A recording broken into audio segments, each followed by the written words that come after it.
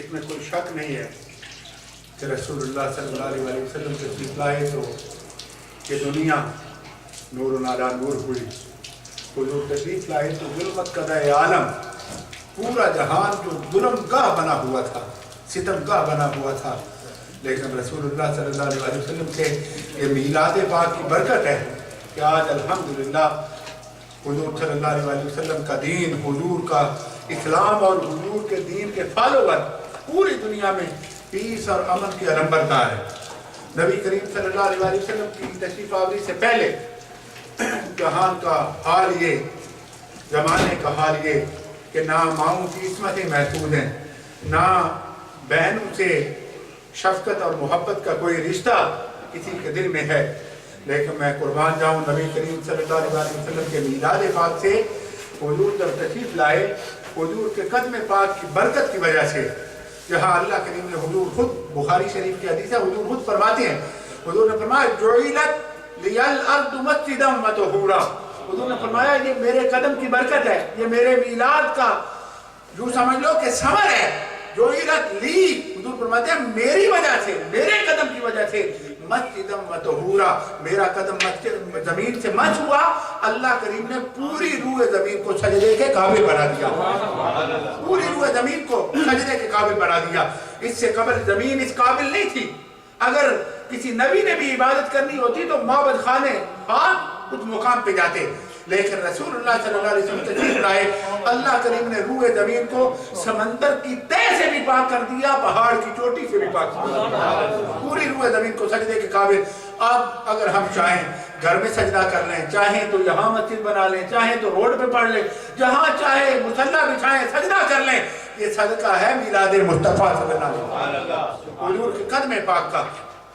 اور رسول اللہ صلی اللہ علیہ وسلم جب دنیا میں تشریف لائے تو اس جہان میں جہاں لوگ اونٹوں کو چشمے کے کنارے پر پانی پلانے سے قبل اس لیے لڑائی شروع کرتے کہ ایک کہتا میرا تعلق فلاں قبیلے سے ہے، پہلے پانی اپنے اونٹ کو میں پلاؤں گا. دوسرا کہتا کہ میں فلاں بڑے قبیلے سے ہوں، پانی میرا اونٹ پہلے پیے گا.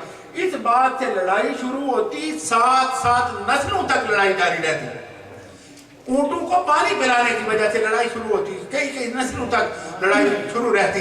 لیکن رسول اللہ صلی اللہ علیہ وسلم تشریف لائے تو پھر اسی دنیا کا، اسی معاشرے کا حال یہ تھا کہ اللہ کے حبیب صلی اللہ علیہ وسلم جب مدینہ پاک میں مہاجرین اور انصار کو آپس میں بائی بنایا، حضور نے مواخات کا عمل جب تشکیل فرمایا، تو پھر حال یہ ہے کہ وہ انصار صحابہ جو خود غریب ہیں، لیکن ایک تو وہ مہاجروں کی جماعت ہے جو ہر چیز نبی کے نام پہ قربان کیے ہوئے، اور ایک دوسری طرف وہ انصار ہیں جو مہاجروں کا بوجھ اٹھائے ہوئے اور رسول اللہ صلی اللہ علیہ وسلم کے غلاموں کے میزبان بن کر آنے والے سارے صحابہ کے لیے ان کے سینے اس طرح کھلے ہیں. حضور صلی اللہ علیہ وسلم کا ایک صحابی حاضر ہوا، حضور صلی اللہ علیہ وسلم نے سینے سے لگایا. اس کی شان اور اس کی عظمت کا عالم یہ کہ حضور کے نام پاک پر اس نے بیوی بھی قربان کی، بچے بھی قربان کیے. مکہ پاک سے چلنے لگا تو مکہ والوں نے روکا، انہوں نے کہا یہ بیوی ہماری بیٹی ہے، تیری بیوی ہماری بیٹی ہے، اور تو نے کلمہ پڑھ لیا تو خود جا، یہ نہیں جا سکتی. اسے روک لیا. ایک بچہ تھا، اسے چھین لیا. بھائیوں نے کہا یہ ہمارے باپ کا پوتا ہے، اس کی نسل ہے، اسے نہیں لے جا سکتے، اسے چھین لیا. مکان بیچا تھا، اس کے پیسے تھے وہ چھین لیے، کپڑے تک تروا لیے. انہوں نے کہا کہ یہ سارا کچھ ہمارا ہے، اسے رہنے دے، خود جانا ہے تو جا. وہ خود رسول اللہ صلی اللہ علیہ وسلم کی بارگاہ میں اس حال میں حاضر ہوا کہ ماں کے سر کی چادر دوپٹہ 2 ٹکڑے کر کے اس سے آدھے سے سطر ڈانپا ہوا، آدھے سے دھوپ سے بچنے کے لیے سر ڈانپا ہوا. رسول اللہ صلی اللہ علیہ وسلم کی بارگاہ میں جب گیا، حضور نے اس کا نام عبداللہ رکھا.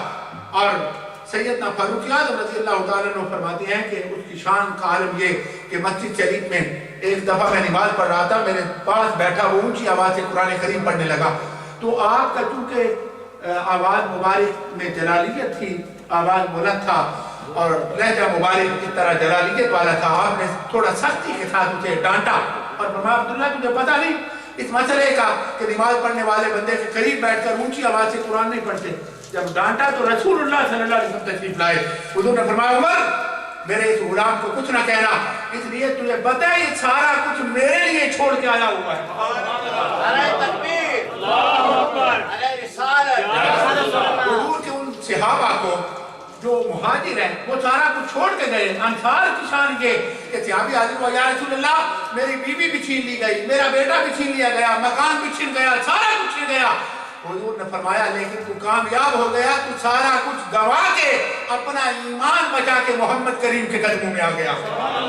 جب اس نے یہ بات عرض کی تو ایک اور انصار صحابی, وہ انصاری صحابی کھڑا ہوا, عرض کہ یا رسول اللہ میرے 2 باغ ہیں, مجھے اپنی جان سے عزیز ہیں, لیکن کریم آقا صلی اللہ علیہ وسلم حضور میں اپنے اس بھائی کے لیے مواخات کے اس موقع پر میں یوں سمجھ لیں کہ اس چیز کو نثار کرنے کا ایک ریکارڈ وہ بنا رہے ہیں. عرض کیا یا رسول اللہ میرے 2 باغ ہیں, میں ایک باغ اس کو ہبہ کرتا ہوں, اس کو گفٹ کرتا ہوں. میرے مکان ہے, میں ایک مکان اسے گفٹ کرتا ہوں. اے اللہ کے حبیب میری 2 بیویاں ہیں, ایک بیوی جسے یہ پسند کرے میں اسے طلاق دیتا ہوں, عدت کے بعد یہ نکاح کر لے. وہ صحابہ رسول اللہ صلی اللہ علیہ وسلم کے وہ غلام کہ جنہوں نے ایک طرف وہی صحابہ تھے جو اونٹوں کو پانی پلانے پہ لڑائی شروع کرتے تو نسلوں تک لڑتے رہتے.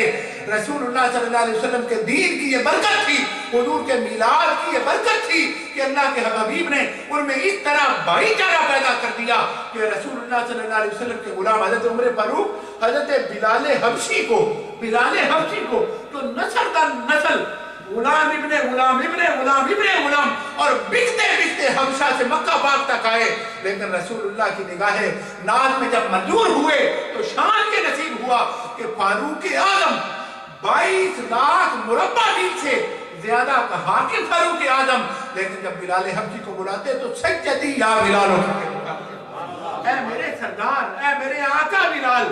رسول اللہ صلی اللہ علیہ وسلم کے دین نے, حضور کے میلاد نے, حضور کے قدم پاک کی برکت نے اس طرح سنوارا معاشرے کو, اس طرح انقلاب برپا کیا کہ یہاں تک کہ مستشرقین انگریز کافر نہ ماننے والے بھی اپنی کتابوں میں یہ اعتراف کر چکے ہیں. وہ کہتی ہیں کہ تاریخ انسانیت میں اتنا بڑا انقلاب کسی اور نے برپا نہیں کیا جتنا محمد رسول اللہ صلی اللہ علیہ وسلم, نبی کریم صلی اللہ علیہ وسلم کے میلاد پاک.